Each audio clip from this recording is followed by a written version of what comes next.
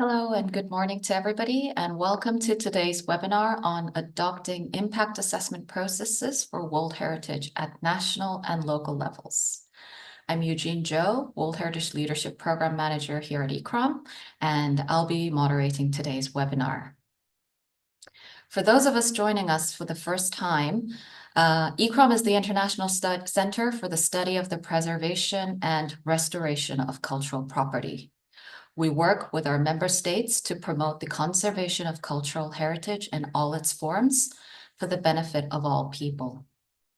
As many of you also know, ICCROM is one of the 3 advisory bodies for the World Heritage Committee, operating as the agency focusing on capacity building.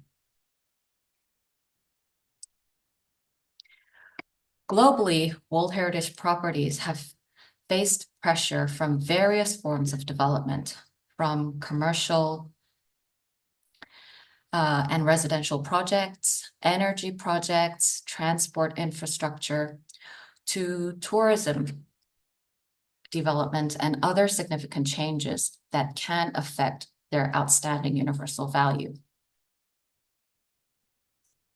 The World Heritage Committee, therefore, has long requested impact assessments to inform better decision-making for the future of World Heritage. In response to this need, the Guidance and Toolkit for conducting impact assessments in a World Heritage context was published in 2022 through the collaboration of UNESCO, ICCROM, ICOMOS, and IUCN as the Secretariat and the advisory bodies of the World Heritage Committee through the World Heritage Leadership Program.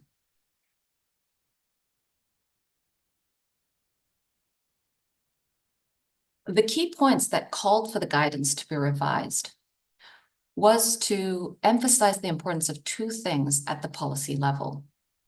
As the objective of the impact assessment is to be able to influence the outcome of a proposed development in ways that would enable both sustainable development and heritage conservation, having the impact assessment be conducted at a timely moment was absolutely crucial. The other point was to ensure that the results of the assessment can be reflected in the subsequent revision of the project proposal, therefore being able to enable the state party authorities to be able to review the report, to follow up with appropriate decision-making, and be able to implement different follow-up activities and revisions.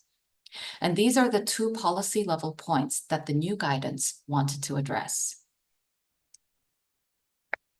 Since the publication of the guidance in 2022, and of course in preceding years before that, many countries have sought different methods of adopting the necessary requirements for World Heritage Impact Assessment that is outlined in the convention, in the operational guidelines for the convention, and now stipulated in the methodologies in this manual and guidance and toolkit into their national and local processes.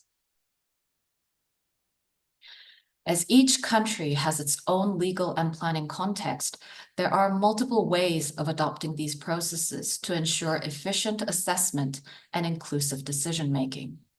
And this can take the form of having World Heritage clauses inserted into either the planning law or the environmental impact assessment law, recognizing World Heritage as a status needing impact assessment within the natural or cultural heritage protection legislation. In some cases, establishing a World Heritage specific legislation that covers these aspects.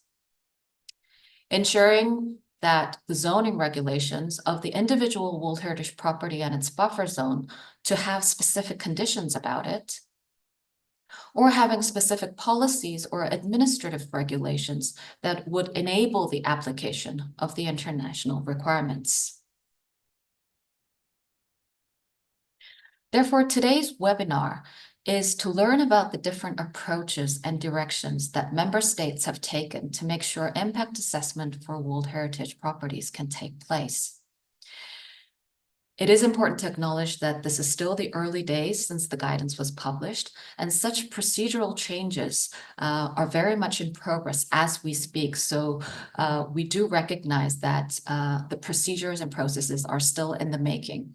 However, we wish to hear from more countries based on this webinar and this sharing experience on the various paths and processes that they have taken so that it can be a mutually shared experience.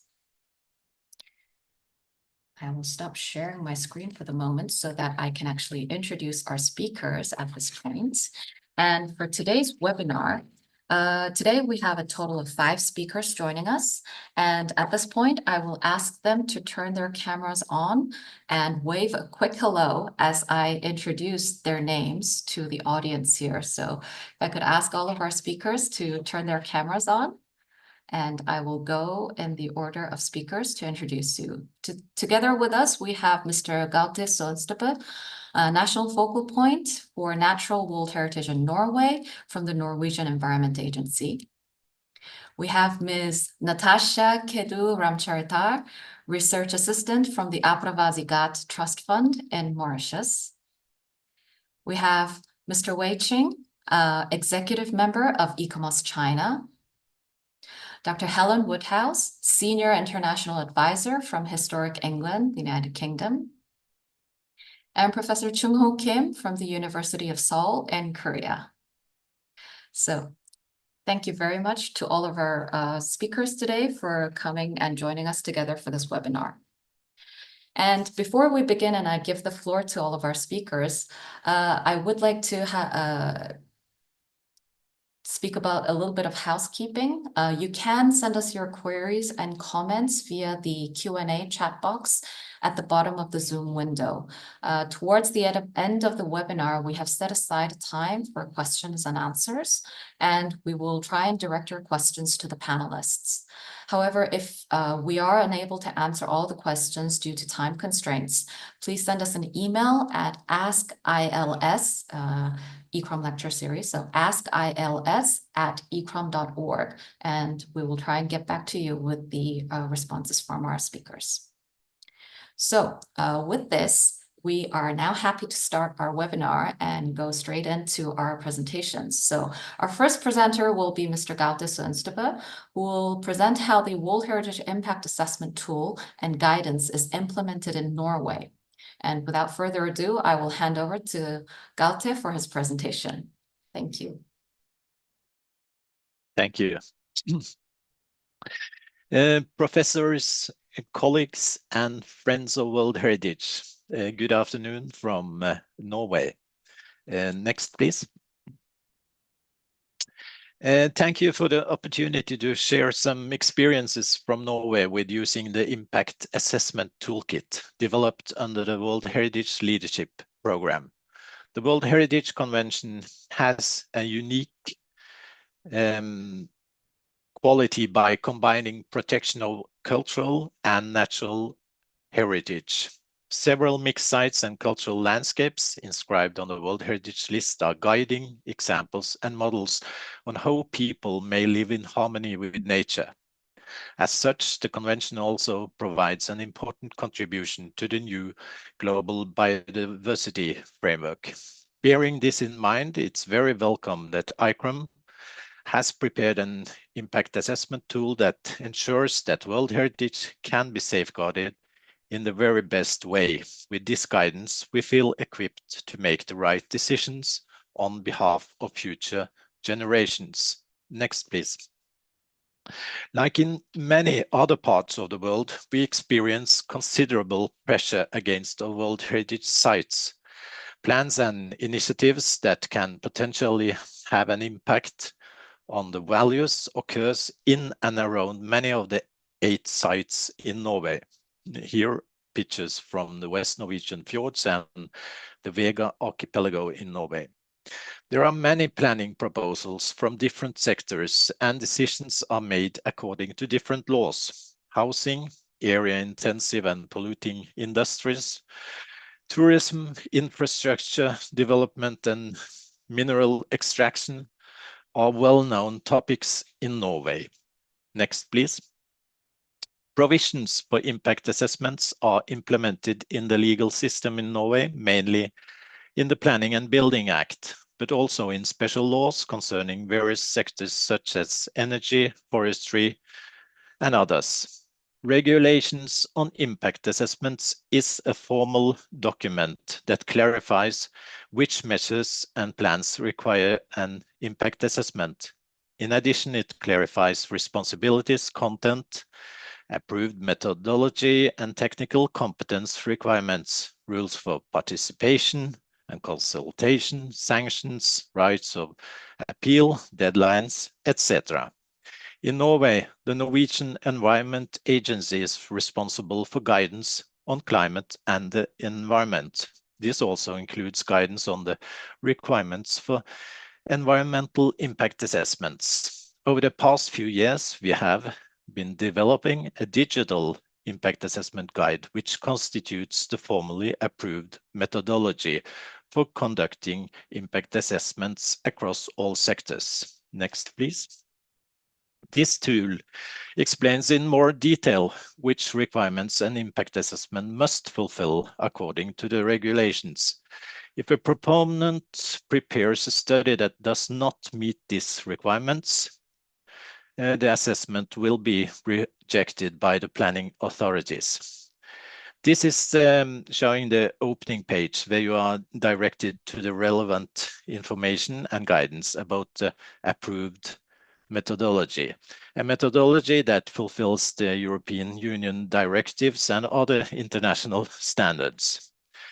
After the launch of the ICCROM guide on impact assessment in a World Heritage context, we analyzed what was different from the existing standards. Next, please. The analysis confirmed that impact assessment with or without World Heritage follows the same methodology, but that impact assessments in the World Heritage context has some nuances we had to integrate in our national guidance. Among these, the Convention's concept of outstanding universal value and how to decompose values in order to properly understand how they are affected.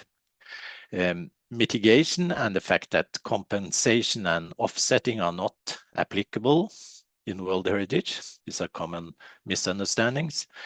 And how the precautionary principle is extremely clear. And at last, the requirement of a separate and specific section in the assessment dedicated to World Heritage. Next, please. The Norwegian system for environment impact assessments is traditionally organized with 9 environmental teams as shown on the screen. Depending on the case, it's decided whether the individual topic requires an assessment or whether a description is sufficient. These teams also capture most of the issues associated with World Heritage management, but to be completely sure that impact assessments meets the method requirements for World Heritage, we have chosen to introduce World Heritage as a separate section, number 10. An impact assessment that does not affect a World Heritage site will relate to the 9 teams with a correspondence assessment of a project, while a correspondent assessment of a project in a World Heritage site will include number 10 in addition to the others. The team World Heritage will extract relevant findings from 1 to 9 and place these in the World Heritage context, meeting the requirements of the UNESCO guidelines. Use of tools and guidance is mandatory.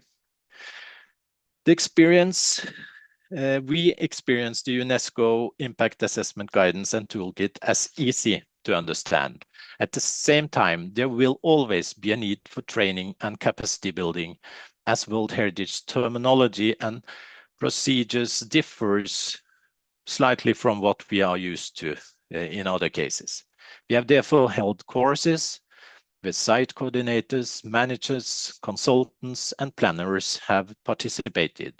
The understanding of the assessment area, area of influence, buffer zones, and wider setting are topics in the guidance that have been of particular interest in such capacity building and training sessions.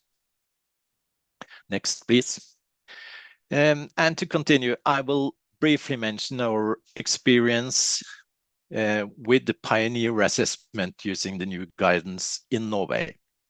Vegaøyan, a cultural landscape inscribed on the World Heritage List in 2004. The area's importance for seabirds, as well as the tradition of eiderdown harvesting, is an essential part of the OUV.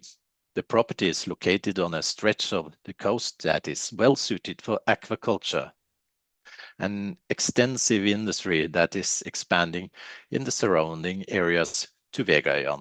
Next, please. By the time of evaluation and inscription on the list in 2004, it was pointed out that one should look more closely at the relationship between World Heritage and aquaculture. After a number of years, the municipality wanted to set aside 2 areas for the establishment of 2 new aquaculture facilities inside the boundaries, and an impact assessment of possible effects on OUV was needed. The municipality then commissioned an impact assessment made in accordance with the methodology in the new impact assessment toolkit. At that time, they had to go abroad to find consultants that had the necessary experience. And I think it was a good choice, as this gave us a first-class example to follow on how to do a proper assessment for a complex Norwegian World Heritage property. The following years, there has been conducted a few more impact assessments by Norwegian consultants, and this means that competence is slowly building up nationally, and that's very good. Next, please. The assessment provided Vega municipality and the World Heritage community as well with a well-founded advice, and the final decision was not to permit further fish farming. In addition, the government decided to establish a fund for development of alternative local businesses, not in conflict with the World Heritage status. I will end this intervention with a reflection.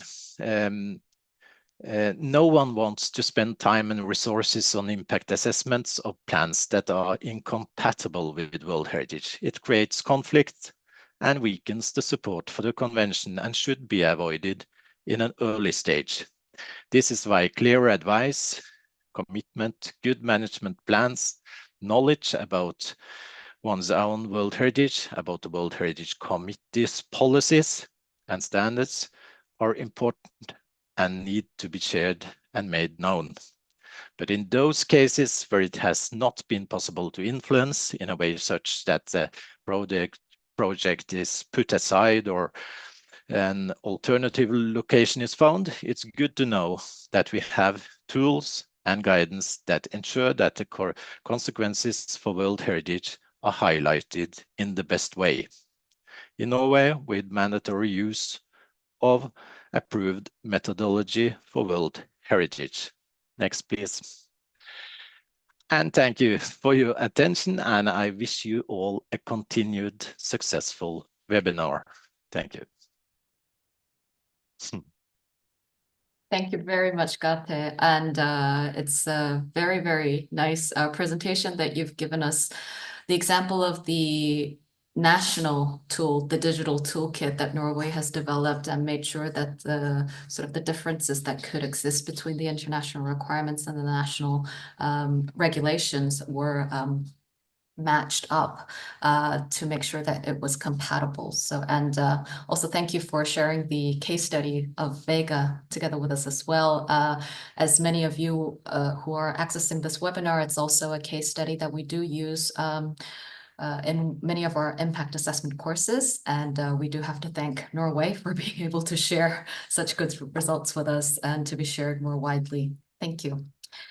Unfortunately, I do have to inform the audience that Galte, due to another urgent commitment, will not be able to stay together with us until the very end. But if any of you have any questions about the content of this presentation, please do write it in the chat box, and we'll make sure that we can follow up with it through email. I will now turn over to our second speaker of the day, Ms. Natasha Kedu-Ramcharitar from Mauritius. And Natasha will present how the impact assessment tool is being implemented in the decision-making process in Mauritius for World Heritage, and in particular with the World Heritage property of Apravasidat.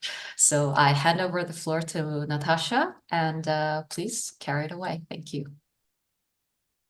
Thank you, Eugene. And thank you, ICCROM, for giving me the opportunity to present the case of Mauritius with regard to the implementation of HIA Toolkit in the decision-making processes. Good morning and good afternoon, everyone. Sorry. Well, I have been saying this for quite some time now, that the HIA Toolkit has been a game changer for a small island developing state like Mauritius, a country where heritage and policy frameworks are quite recent. And we as heritage professionals, we're trying our best to adopt best practice measures which will benefit the Mauritian cultural heritage, the core focus being the World Heritage properties and the OUVs.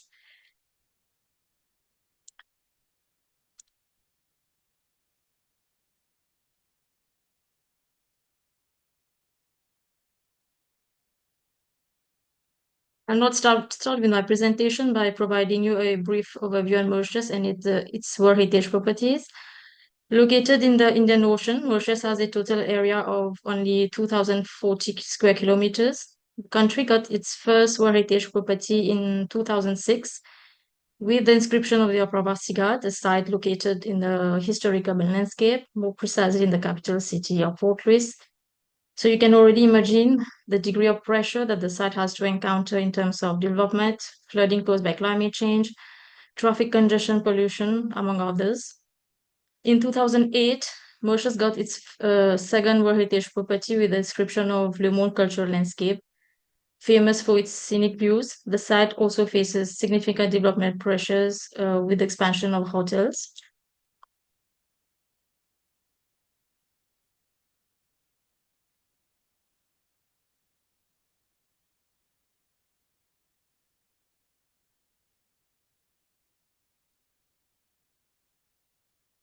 All tangible and intangible heritages in Mauritius are regulated by the National Heritage Fund Act of 2003.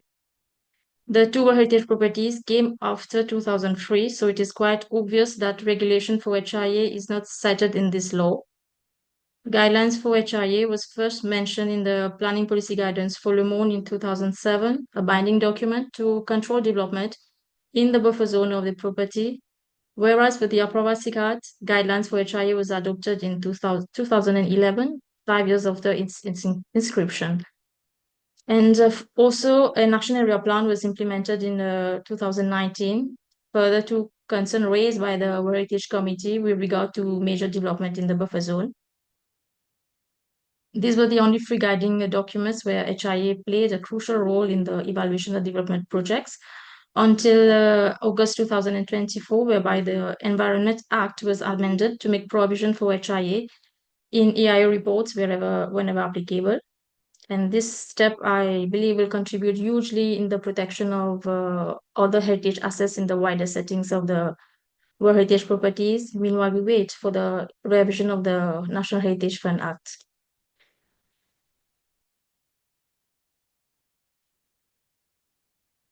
Since the adoption of the first heritage regulation regarding HIA requirements for development projects in the buffer zone, the two World Heritage properties had to face several challenges, such as no local experts to prepare HIA reports.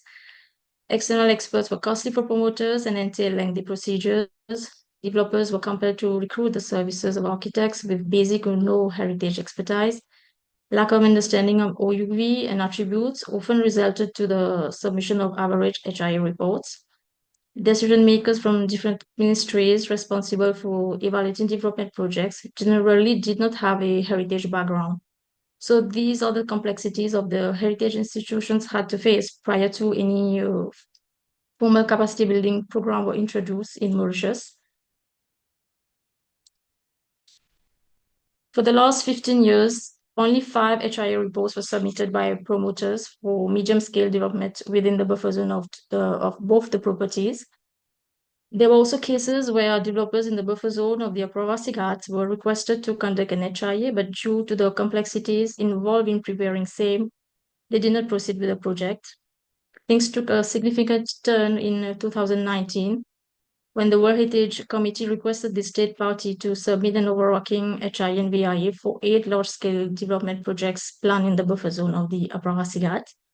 This was the time when the state party and other major stakeholders involved in the evaluation of these projects had to take the matter seriously, and much efforts were put in identifying mitigation measures so as to minimize impact on the attributes and the OUVs.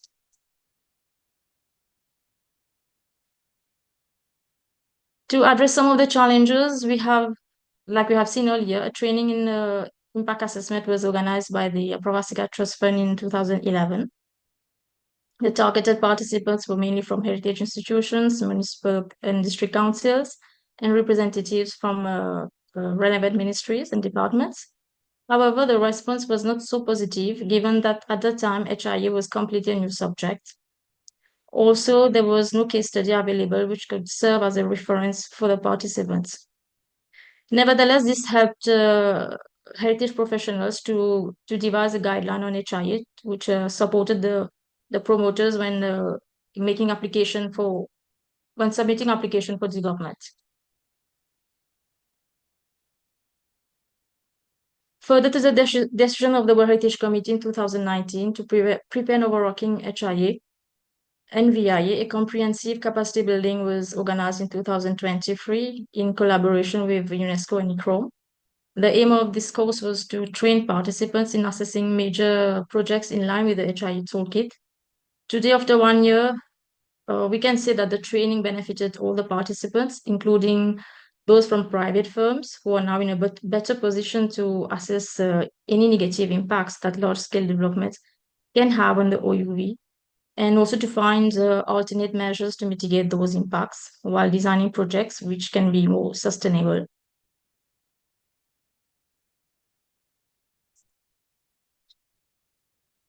In the case of Aprovasi Ghats, since 2011, a technical committee has been set up at the City Council of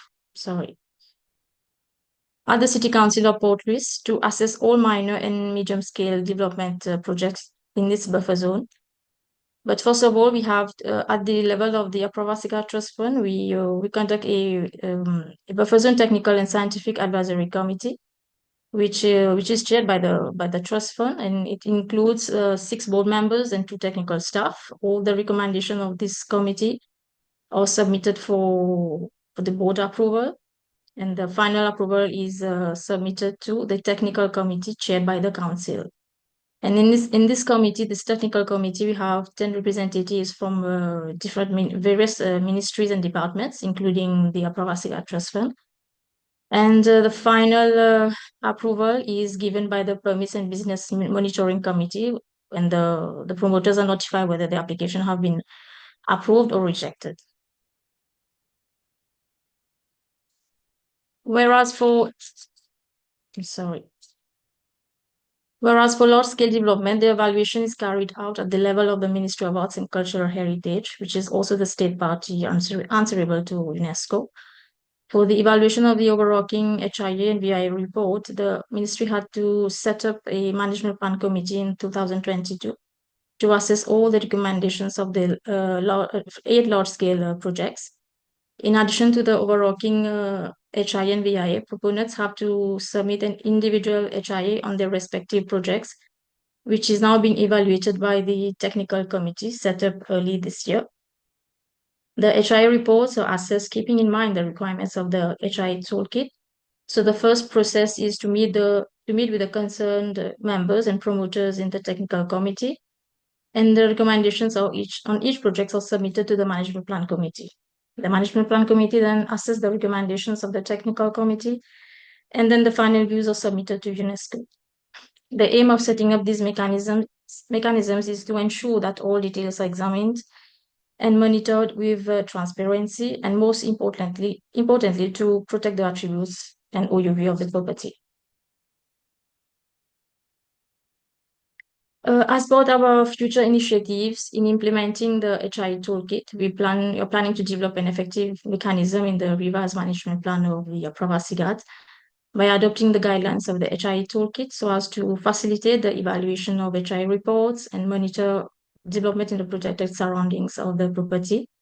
Also to establish a clear and well-defined structure in the revised National Heritage Fund Act, making the submission of an HIE report a prerequisite for any heritage site impacted by development across Mauritius, with specific reference to the HIE toolkit.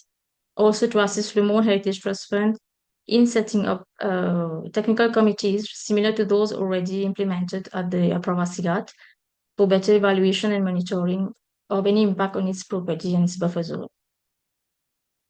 Also, we want to collaborate with the Civil Service College by conducting capacity building in HIE for professionals working at municipal councils, district councils, ministries, and departments involved in heritage, as well as private architectural and engineering firms. And lastly, also to continue providing technical support to proponents when developing HIE reports, and also recommend private experts from the pool of trained professionals in HIE for this process. My presentation last year, and I must say that despite all the challenges, the HIE toolkit has been well adopted since last year and gradually being integrated in decision-making processes at the level of the ministry and heritage institutions. Thank you for your attention. Thank you very much, Natasha. This is really interesting, and I do note the importance that you've placed on the human capacity of having enough people knowledgeable about the processes and being able to implement all of the different details with regards to implementing the regulations. And I do really appreciate the showcasing of the combination of legislations, the planning policy guidances, and also utilizing the environmental impact assessment legislation to make sure that there are no gaps in terms of being able to trigger the right kind of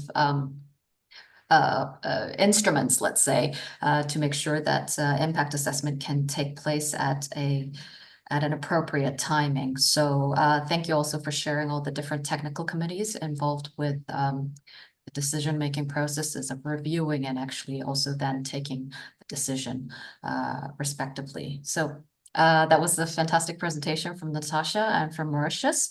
I will now like to turn the floor over to our next speaker, who is actually trying to share his screen. So Ching, at the moment, the screen is on not the editable mode, so maybe you want to convert it into the full screen mode.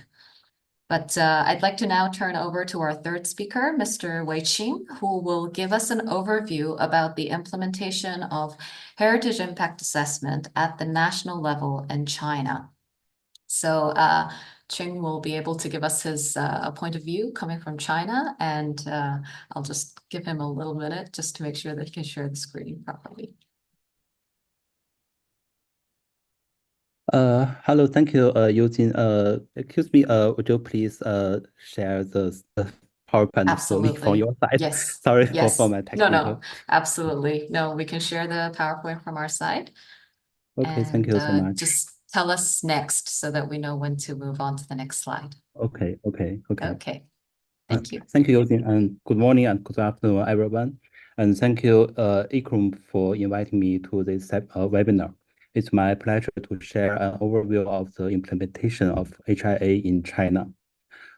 Next, please.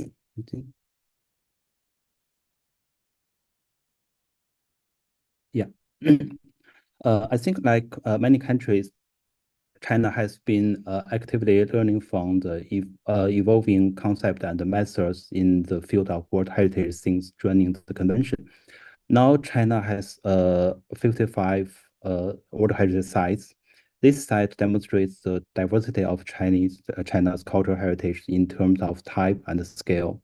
And I think to better understand the relationship between World Heritage rules and Chinese national cultural heritage management system, I try to categorize three basic models. Next, please.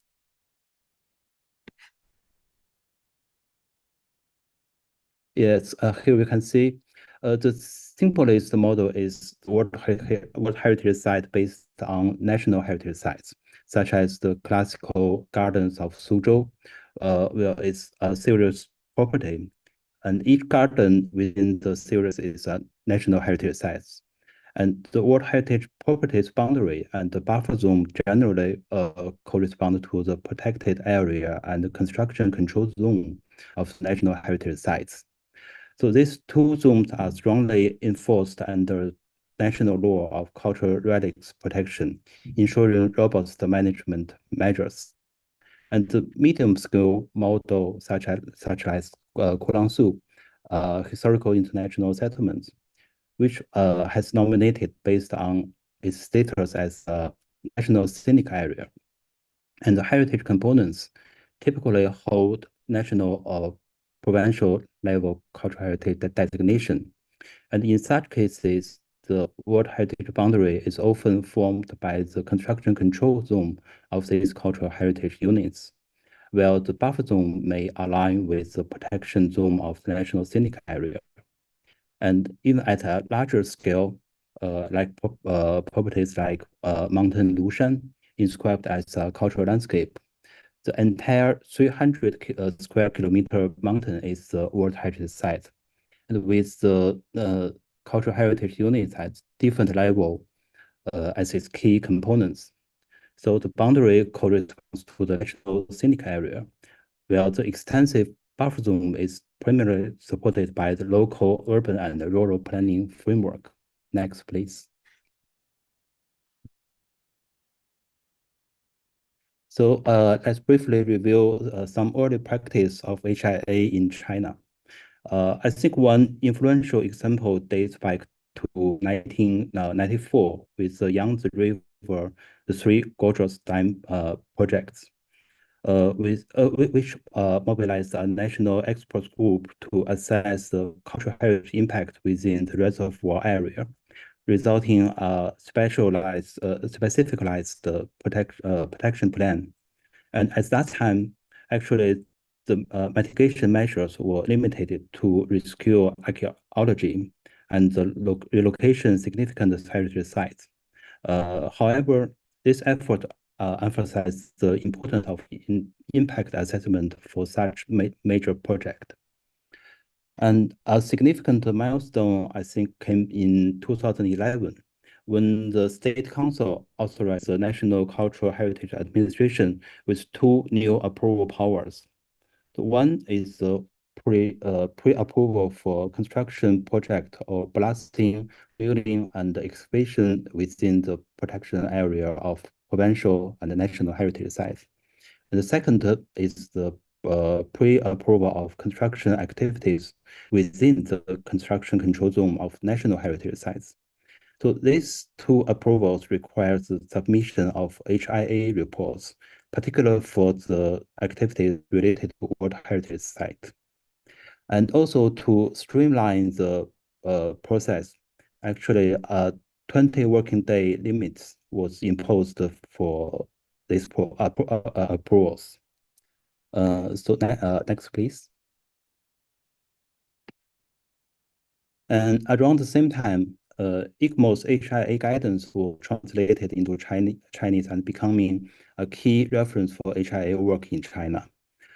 From the foreword of Chinese version, we can see the emphasis that HIA should be conducted earlier in project planning to evaluate feasibility and minimize losses. It also advocated for the inclusion of heritage levels, not just World Heritage in impact assessments. Next, please. And after this, actually, WeChat played a very important role in collaboration with international organizations.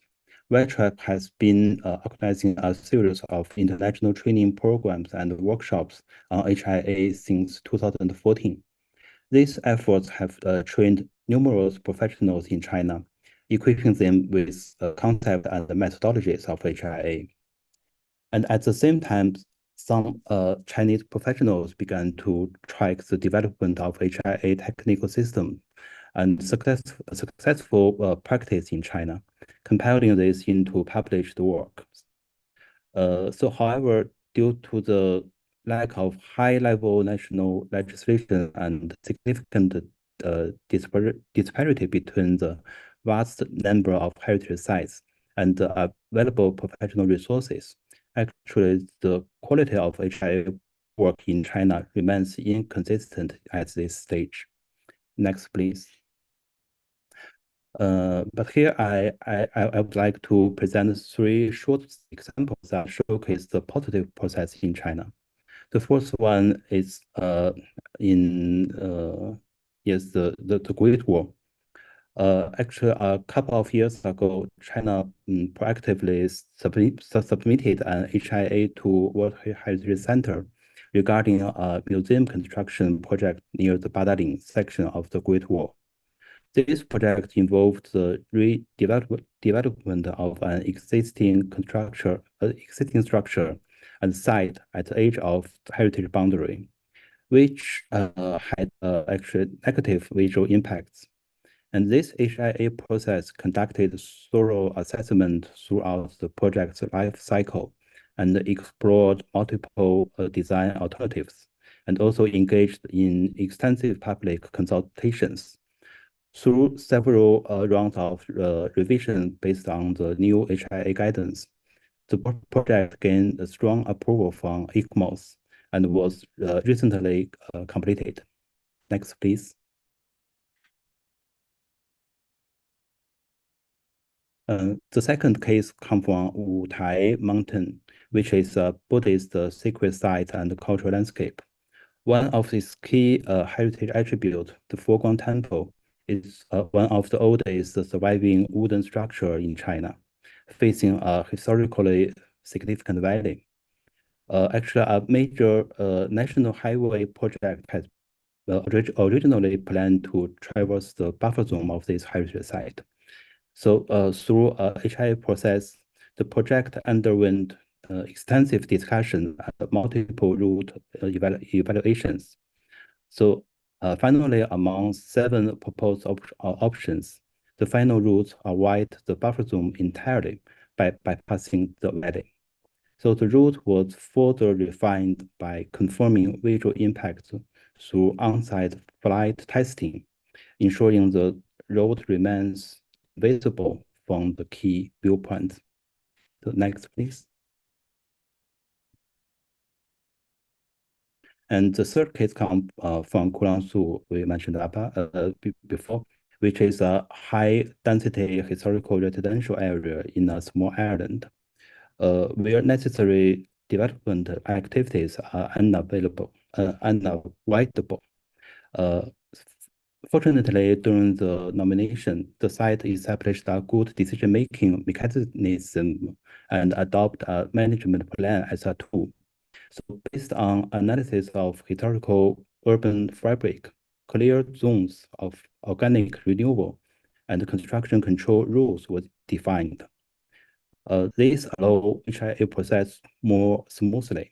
So as you can show in the list, various public construction projects have been undergone 1 or 2 rounds of HIA, resulting in optimized design.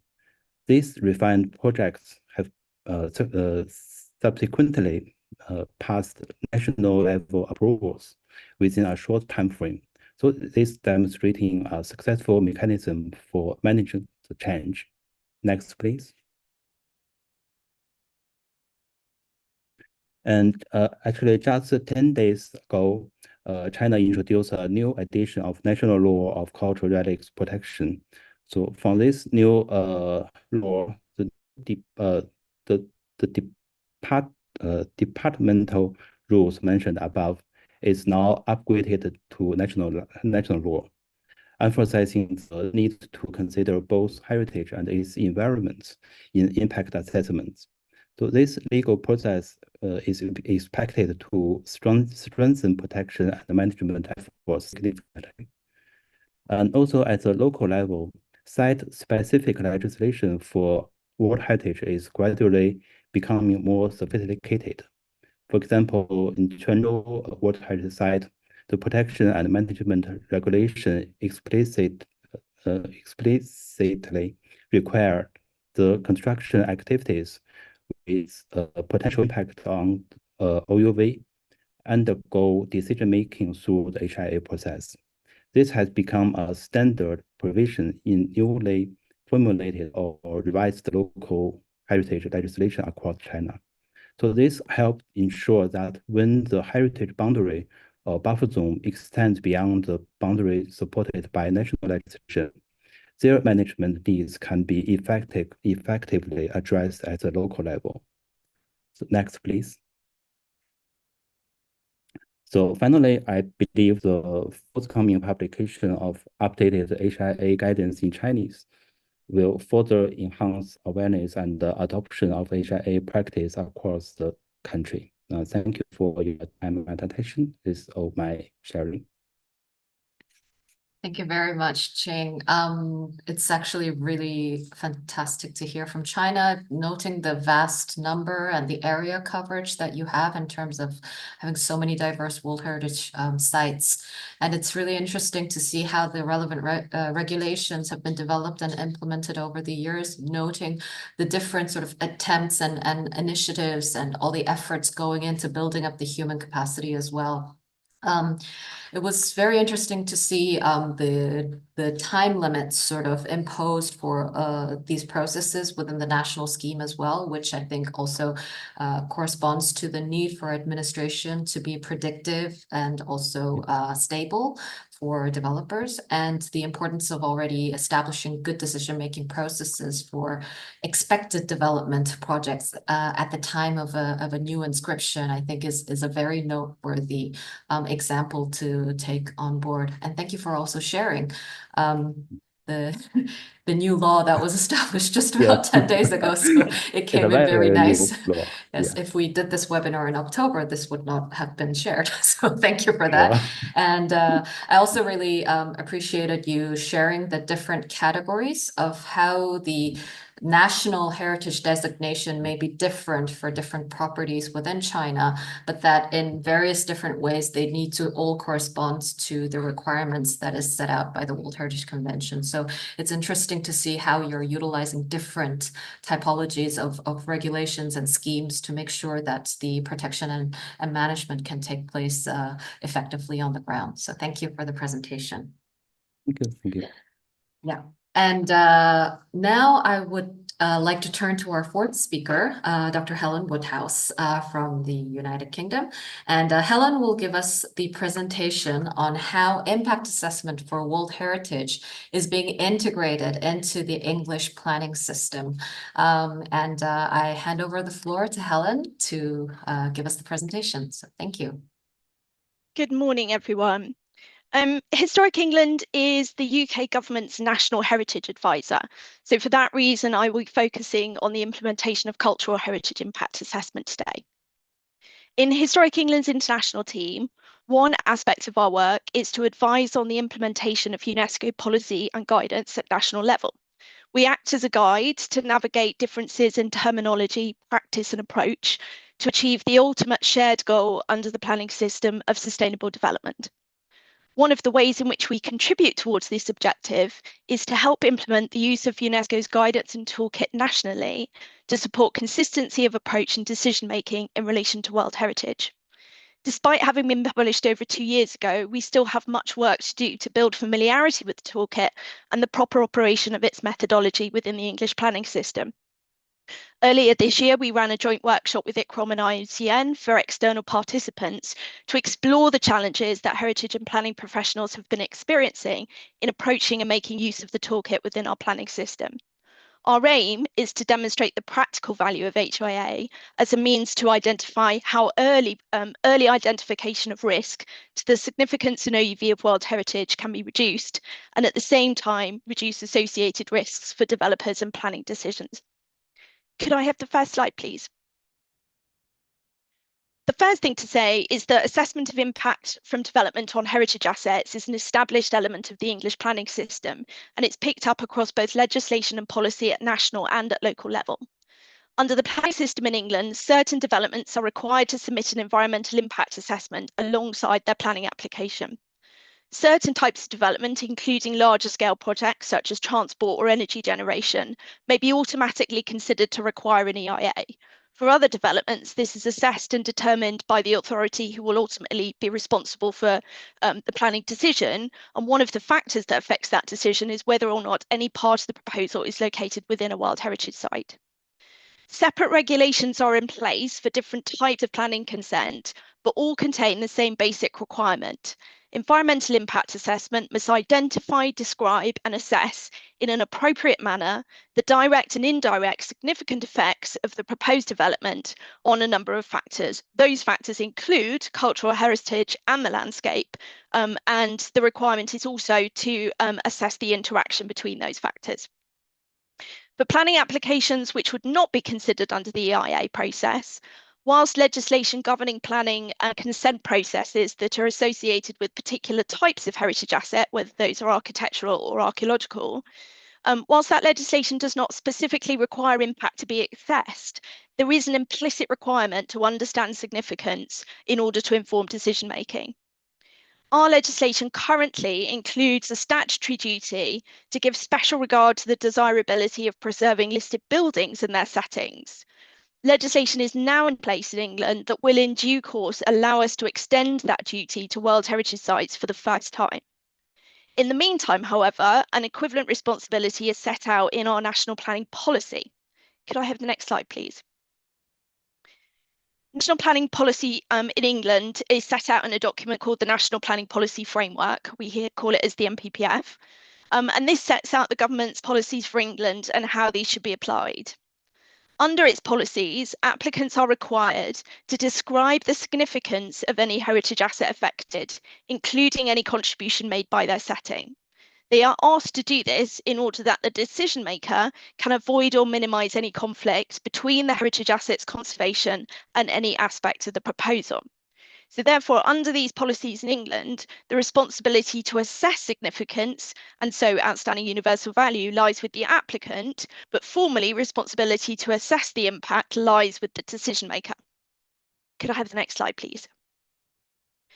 Our definition of significance under the English planning system, the value of a heritage asset to this and future generations because of its heritage interest, encompasses the cultural value described within each World Heritage Site statement of outstanding universal value as part of that significance. So herein lies one of our challenges. The focus on significance under the English planning system often means that submitted documentation will neglect to refer to the specific part of that significance which relates to a site's OUV when considering the potential impacts. We might receive very detailed and insightful heritage statements that really get to the heart of the significance of a place and why it's important. They might reflect clearly its archaeological, architectural, or historic interest and explain how they've sought to avoid impacts on those, but they might still, make no reference to the attributes of outstanding universal value defined in the World Heritage Site Management Plan. So whilst this is very much in line with the need for other conservation and heritage values to be assessed, as made clear by the Guidance and Toolkit, because of the often broader scope of significance compared to outstanding universal value, this can result in different perceptions of the impact. So how do we address that? Next slide, please. National planning policy in England is accompanied by a suite of government guidance, which helps explain how the policy should be implemented. This helps explain further the link between understanding significance and understanding potential impacts when considering whether a proposal might be considered acceptable. In World Heritage terms, this guidance can be really helpful, particularly because it provides information specific to this asset type. Several sections in our guidance draw directly from and mirror the language of the operational guidelines, and this helps bridge an important link between national and international policy. The guidance can be updated from time to time, but at present it suggests that applicants may find it helpful to use the approach set out in ICOMOS's 2011 Heritage Impact Assessment Guidelines, alongside Historic England's own guidance, such as that we've published relating to the assessment of impacts within an asset setting.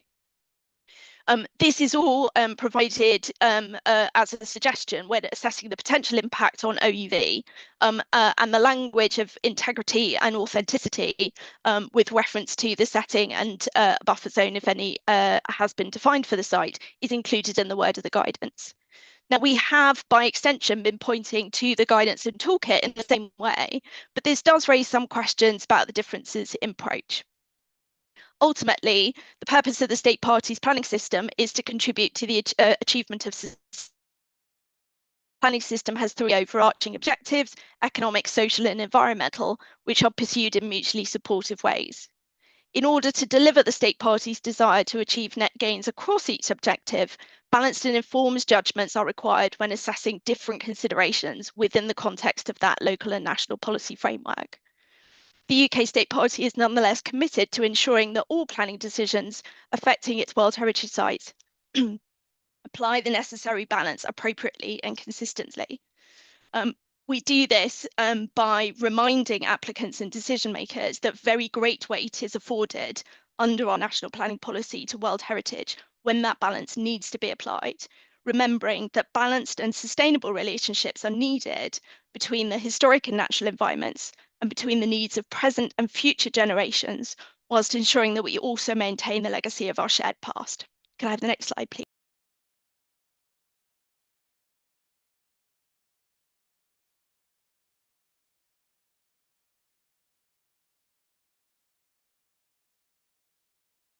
Helen, could I just jump in because somehow Sorry. after the slide you've been muted. Thank you. Sorry, apologies. I muted to cough and forgot to neglect to go back. So what does this mean in practice? In reality, the requirements to understand significance might be addressed in a number of different ways, depending on the type and scale of the proposed development. I've put a list here in the slide that you can see, and there are a range of different documents that can be produced looking at different aspects of impact. Now, many of these will provide really useful information in terms of baseline assessment, but here again is another challenge. The information relating to understanding how a proposal may affect outstanding universal value might be spread across a number of different documents, and it might be possible to piece together an understanding of the impact on AUV from these, but it may not be set out or assessed explicitly. In addition, some of the methodologies that are used, particularly in relation to townscape assessment, may not be entirely appropriate within a World Heritage context. As you indicated at the start of this webinar, we're in the early stages of implementing the Guidance and Toolkit here in England. It's still relatively rare for us to see detailed heritage impact assessments that successfully employ the Guidance and Toolkit without this first having been prompted by advice from Historic England. Could I have the next slide, please? So again, how are we addressing the challenge to encourage use of HIA with reference to the Guidance and Toolkit? How can we influence applicants in particular to see this as beneficial rather than just a hurdle that they have to jump through? So there are a number of messages that we're highlighting nationally. Firstly, we believe it's easier to integrate HIA if we refer to it as a tool and a process rather than focusing on the production of a specific document.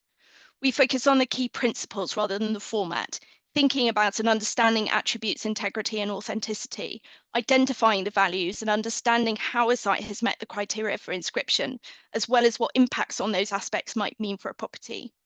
We talk about the relationship between significance and OUV and how they both contribute to our understanding about a historic place. We stress the benefit of thinking about HIA as a tool best used and a process best commenced right from the early stages of consideration of a proposal. The more flexibility there remains in design, the more HIA can reach its potential. We hope in time that particularly the use of screening and scoping, which is often poorly understood, using that as an active tool to help achieve appropriately targeted and proportionate assessments will help in advocating for use of HIA, as it will demonstrate how it can be used without additional burden and how the screening and scoping stages can help identify whether more detailed assessment is needed at all and whether some attributes can be scoped out to allow the assessment process to be filtered and focused where it can add most value. And finally, we reinforce the benefit of HIA and how it can contribute to the achievement of sustainable development by helping to identify how balanced approaches to development can be brought forward. Could I have the next slide, please? In England, much of the operation of the planning system is devolved to local authorities around the country, and so the state parties' responsibilities are addressed under local development processes. These may be picked up in planning policies adopted at local level specifically, and there is an example on the screen of a policy that's been adopted across London, which clearly signals the need for HIA, and there's a need for that to encompass the assessment of cumulative impacts. Policies such as these are often accompanied by supplementary planning documents or guidance, which help at the national level to understand how they should be implemented. And these are where we might look for reference specifically to the Guidance and Toolkit. Next slide, please. We also seek to promote good practice through alignment of the management plan objectives, policies and associated actions for the management system for the property. And on the screen again is an example of a management plan where you can see the follow through from the objectives, looking at protecting outstanding universal value, through the policy, where the specific reference to the need for impact assessment is included, and finally the specific actions for the relevant partners to refer to the Guidance and Toolkit. Could I have the last slide, please? We're the first to admit that we have lots of work yet to do. A lot of this surrounds improving understanding of how criteria for inscription have been met, ensuring that sites have a robust set of attributes derived from the Statement of Outstanding Universal Value.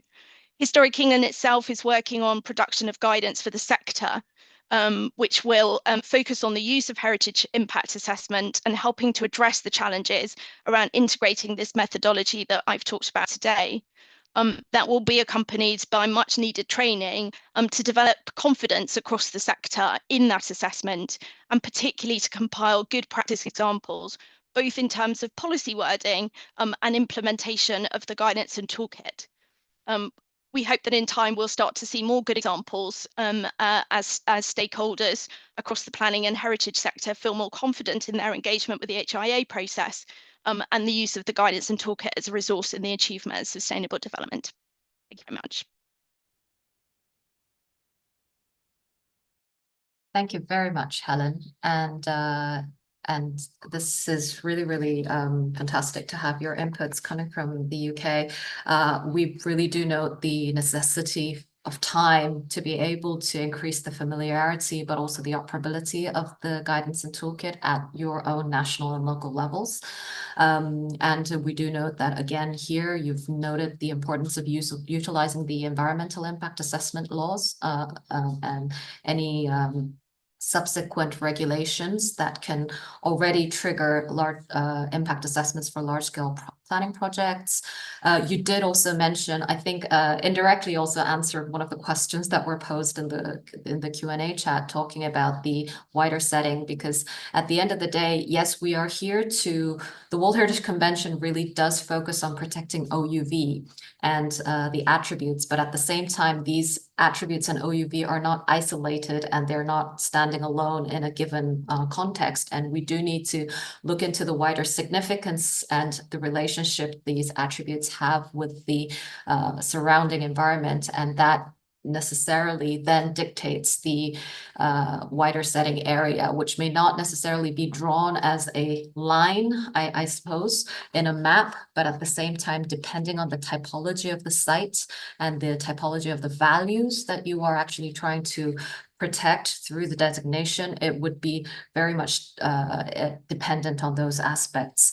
I do note the point that you have made about the importance of applying the balance needed for net gain for that addresses all the different social, environmental, and economic the values needed in development, because at the end of the day, the reason that we're doing impact assessments, I think, is exactly as you say, it's not to produce a specific document for the sake of assessment, but it really is to make sure that we can manage the type of change that is happening at our World Heritage sites. It's to be able to say that whatever change that may come for World Heritage, we are actually aware about it, conscious about it, and have gone through the critical thinking process of understanding what is good and what is bad for the protection and conservation of the heritage, but also addressing the needs for economic and environmental development. So thank you very much for sharing all of these different aspects. It's also great to note how you work directly with the local governments to be able to make sure that these can be operated at site level as well. So thank you for that.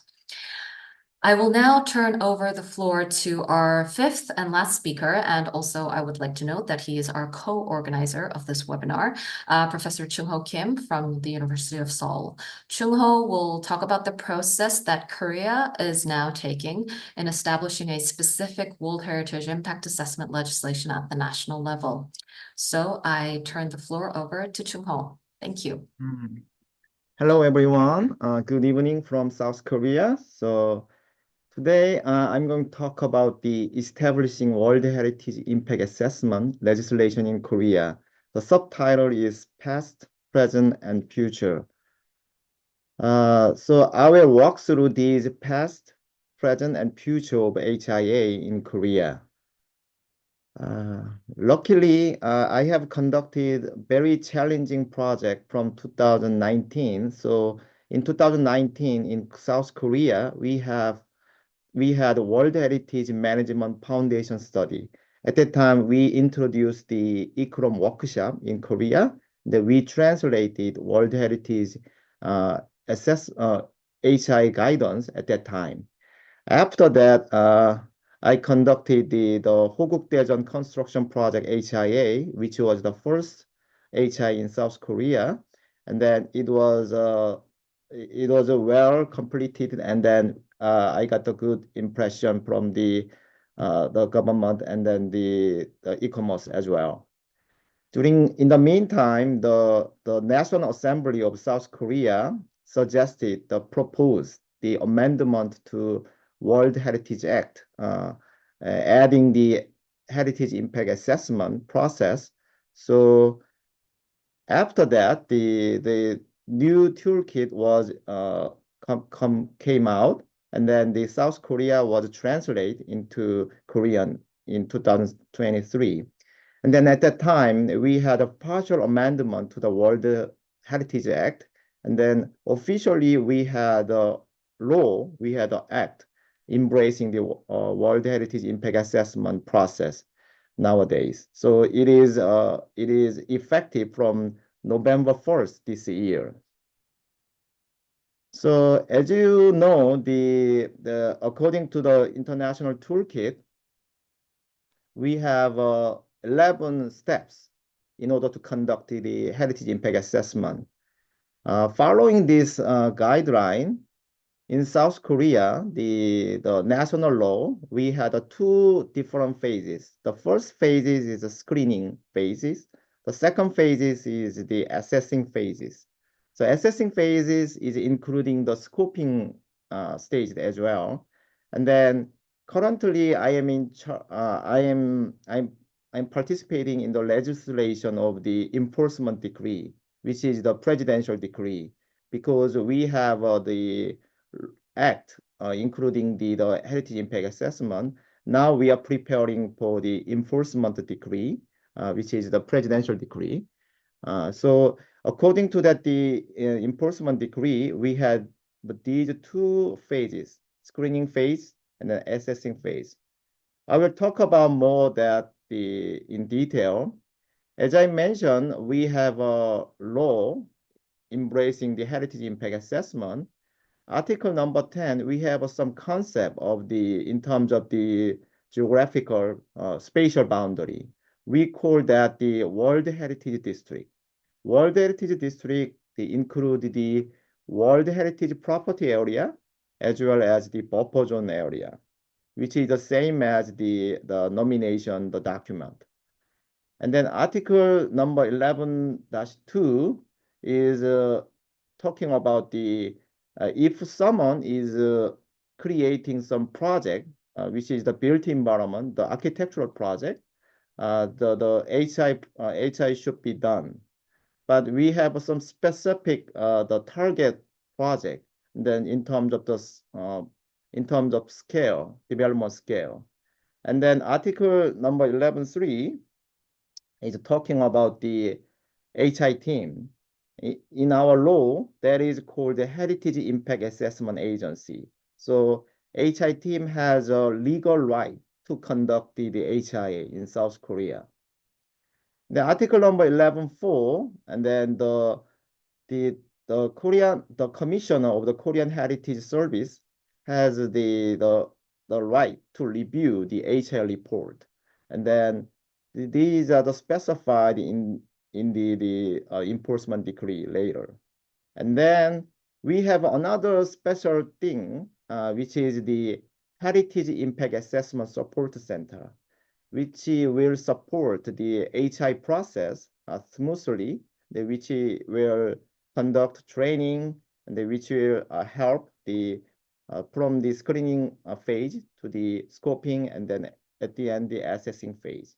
All of the details are included in the act, and then all of the detail will be included in the enforcement decree in the near future. So I will add more explanation. This is screening phase and then assessing phase. From the start, the developers are asking, I'm going to develop some project, and then the screening phase will be started. And then these development information will be added from the beginning to the end. And then from the scoping phase, the Heritage Impact Assessment expert will be joined, and then they will specify, and then they will assess the development things. And then these are the roles of HIA main actors. So government, and then developers, and HI agency is the main three actors. And then government can be divided into several things. The World Heritage Division of Korea Heritage Service, which is the state party. The local government will be monitoring this HI process as well. The HI support center will help the HI process will be smoothly. And then WHC and the advisory bodies will help, and they will review these process as well. And then these are the different diagrams to show the roles of main actors in the HI process. It looks very complicated, but it is not that complicated. As I mentioned, that in the beginning, the developers, business operators started their project, and then the screening process will be started. After that, scoping process, assessing process, and the reporting process, each phase, and then expert or some government will be joined this process. And then the next thing is the HIA spatial scope and project scale. So as I mentioned, in Korea, we have the World Heritage District concept. That concept includes the World Heritage property and the World Heritage buffer zone. But we have also wider setting as well. But wider setting is very controversial nowadays in Korea, because some local jurisdiction, local municipalities, and then some ministry are against to set up the wider setting, because it is a little ambiguous, and but we don't have a specific boundary of a wider setting yet. But the director of the Korean Heritage Service can make the wider setting later. And then even though the outside of the World Heritage District boundary, the director of the KHS asked some developer to conduct the HIA. So that's our law currently. And then we have two specific organization. The first thing is the HI agency. HI agency is the same as the HI team. But in order to have a good quality of HI report, the HI agency will be nominated.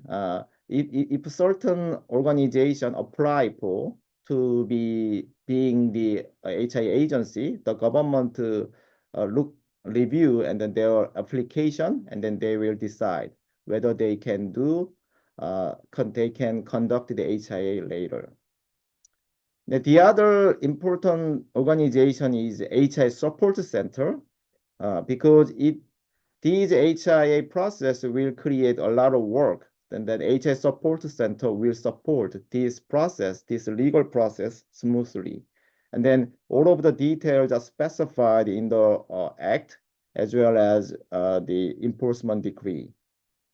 The HIA Support Center will be chosen later, 1 or 2. I'm not sure how many HIA Support Center will be chosen, but the HIA Support Center will be more reviewed in order to select which organization can be HIA Support Center or not, because it requires the expertise, it requires a responsibility, because it is related to the development, the property rights, so which will be very important later.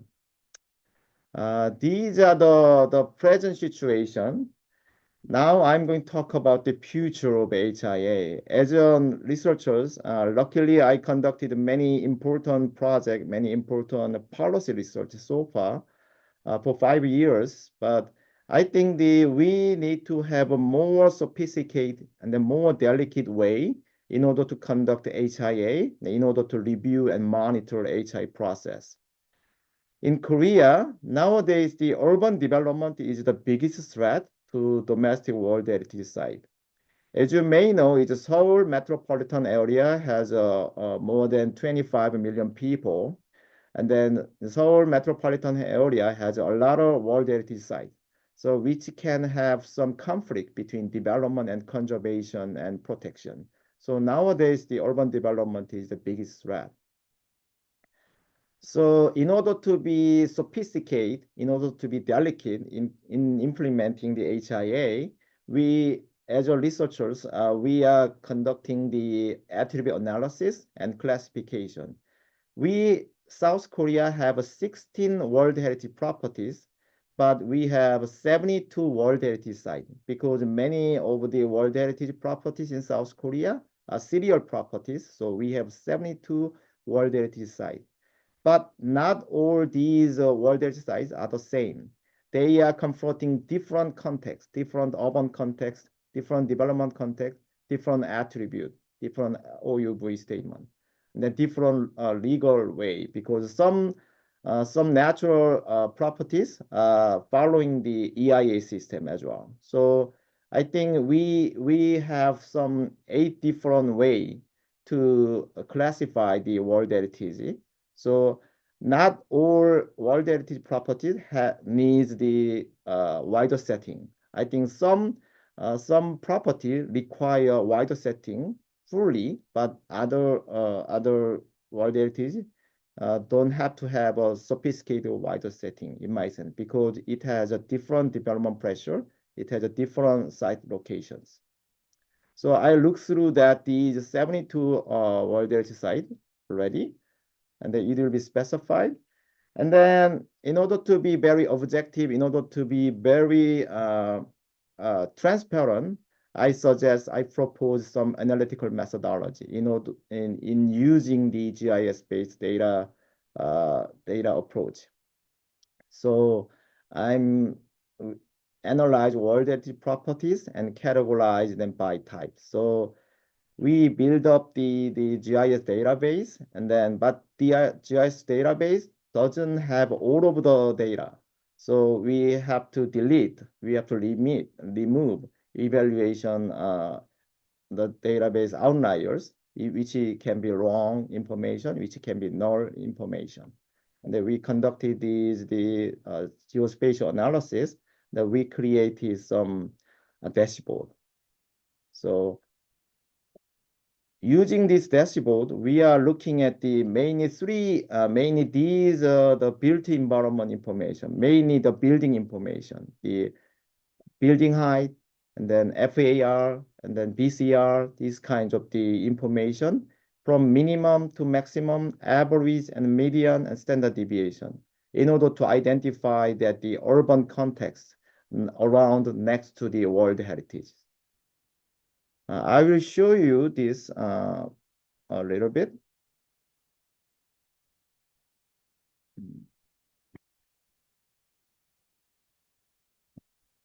I hope you can see this dashboard. So you can see the soil. If I specify 종묘, the 종묘 shoreline, if I have 500 meter the wider setting, we can have this kind of the boundary, and then we can have the built environment information. And then if I click this area, we can have the building mean value and the minimum value and the maximum height, then the standard deviation. This is the building floor. 2.7 floor is the mean value. And then building height, meter, and then these are the order, and the FAR, BCR.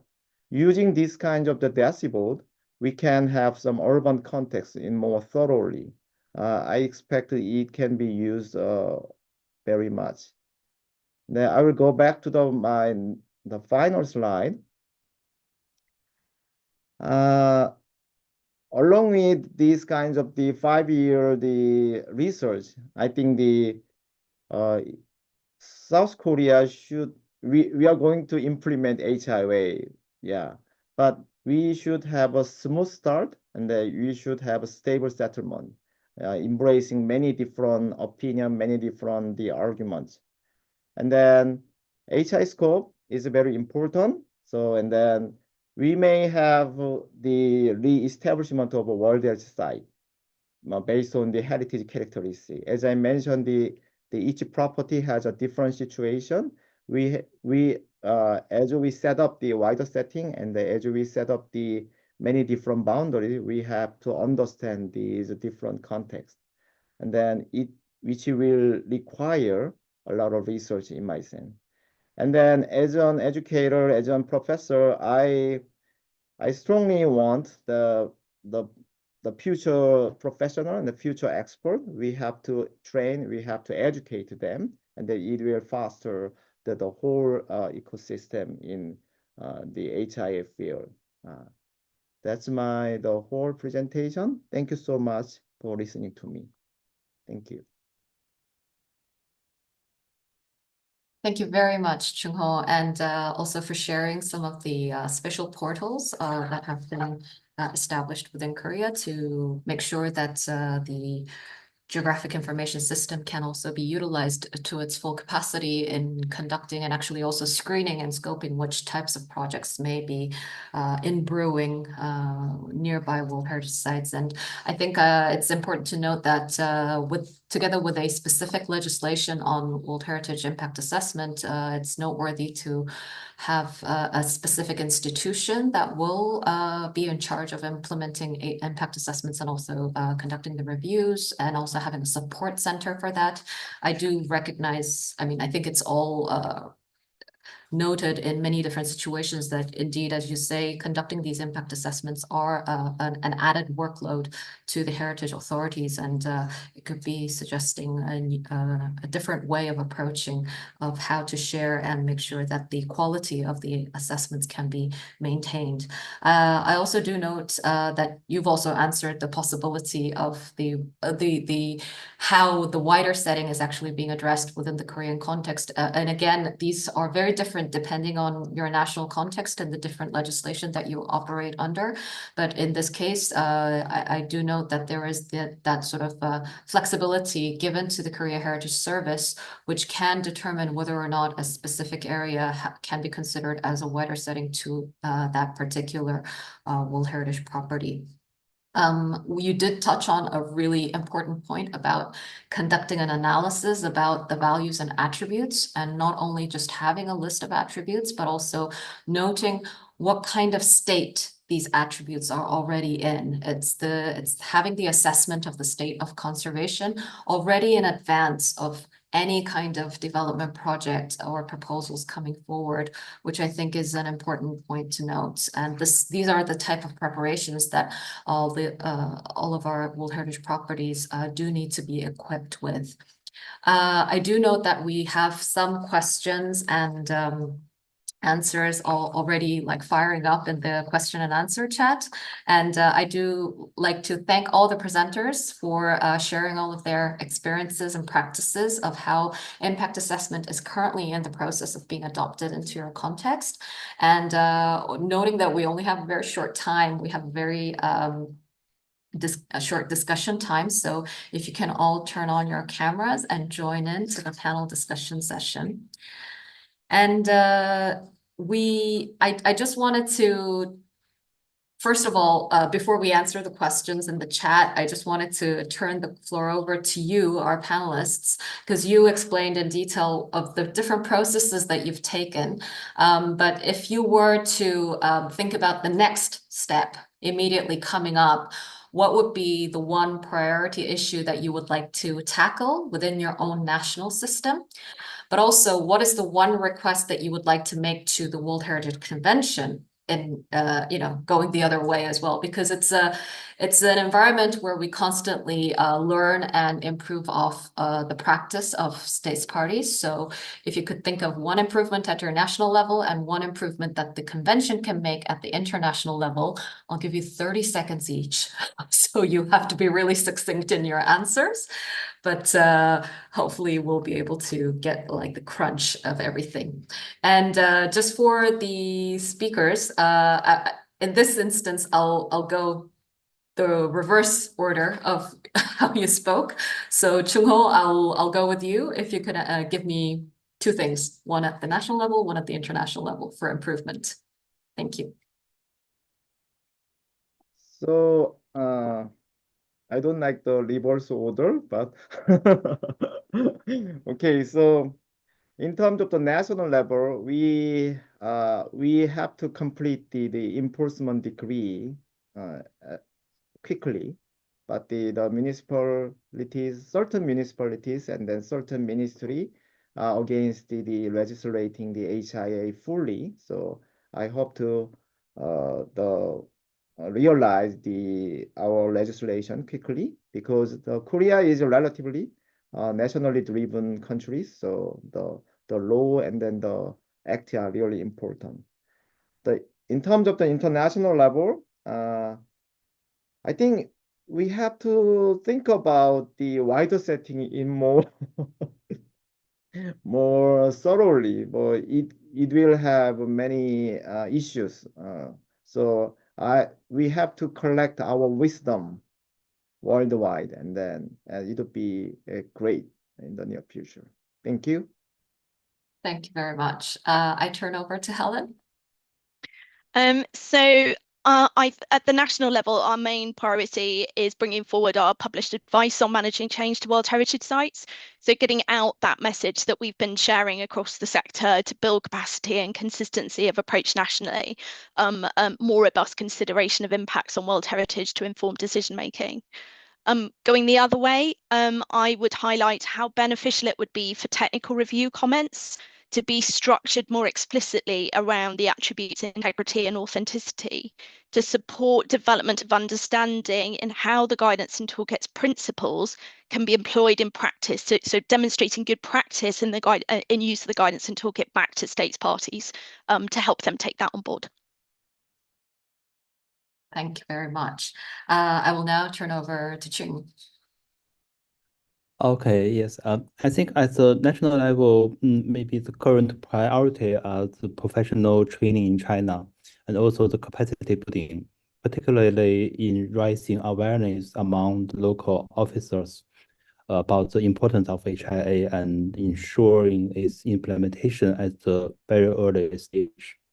And I think in the international level, I'm still looking forward to seeing more shareable cases. Because given the complexity of World Heritage, HIA always facing highly challenged situations. So I think documented cases can provide a valuable technical insight and inspire effective implementation mechanisms. And also, I think they can give confidence to all of us. Thank you very much. Yes, fully noted. And Natasha. Yes, at the local level, I would propose to integrate the HI mechanism in our national heritage law. This will not only help in protecting the heritage assets in Mauritius, but also in its other outer islands, which are increasingly under threat from tourism development. And regarding the at the international level, I would suggest organizing more training capacity building programs in HI, which are not only limited to site managers or heritage practitioners, but also extend to local communities and private stakeholders so that they get acquainted with the principles of the HI tool. This, I think, will enable them to understand the broader vision for sustainable development. Thank you. Thank you very much. These are very insightful comments. I do note that we have a lot of questions coming in through the question and answer chat, and I think some of them we've sort of indirectly answered through your presentations and comments coming afterwards. But I do just want to clarify that for a formal process to obtain feedback on an impact assessment report, you do need to apply to the World Heritage Center through your respective regional units and request a technical review on a specific project proposal or an impact assessment report that you have just completed. So do use the formal communication channel established with the World Heritage Center at the Secretariat of the World Heritage Convention. I think one other interesting question, and which was sort of indirectly maybe hinted at, was the issue of participation coming from the audience, and talking about how crucial it is to involve civil society and stakeholders to be considered within the impact assessment process. And it's not very easy to offer inclusive approaches from the point of view of different government authorities. And I think inadvertently having such digital platforms where different people can access all of the data and the information, but also making sure that impact assessment reports are kept public.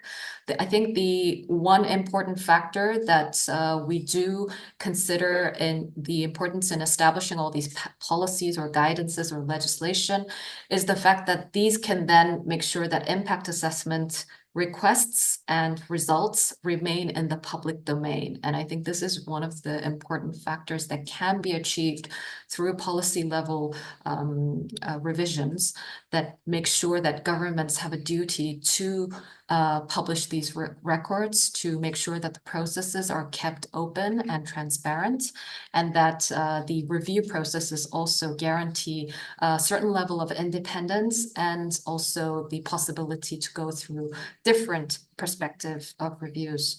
So while I cannot direct all the questions to our panelists, please do consider that it's not possible to have just one aspect of a participatory measure implemented within one part of the impact assessment process, but with multiple different measures coming in, I think.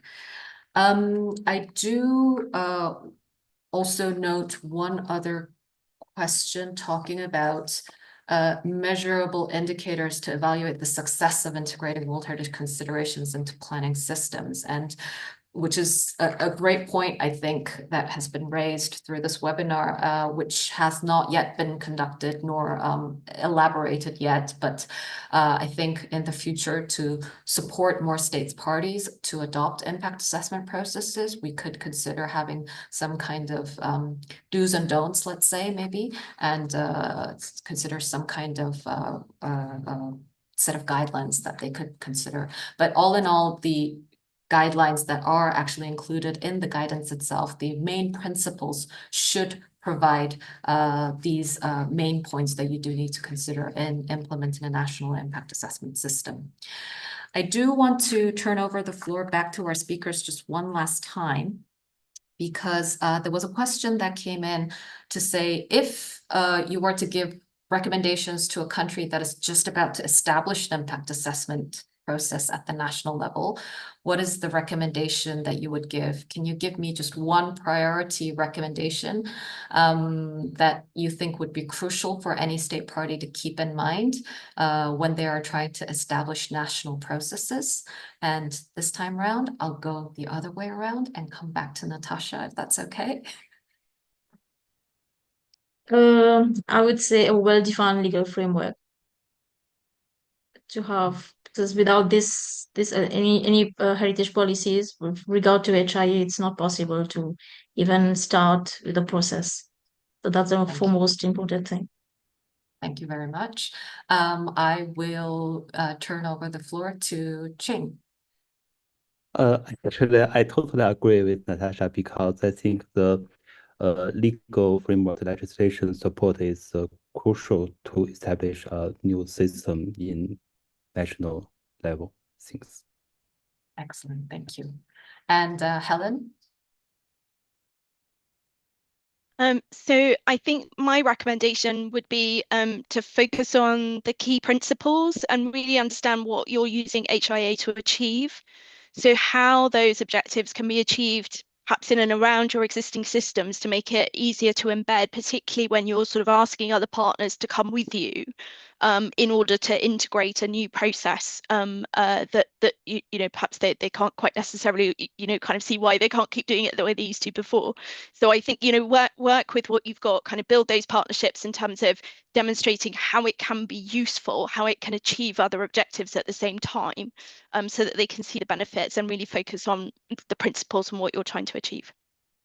Excellent point, thank you. And last but not least, Chung-Ho?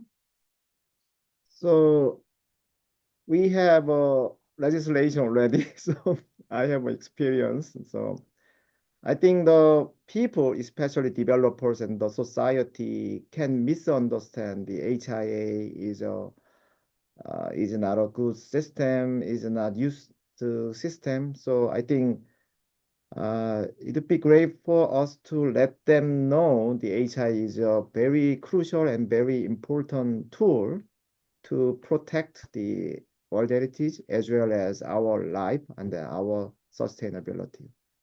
Yeah. Thank you very much.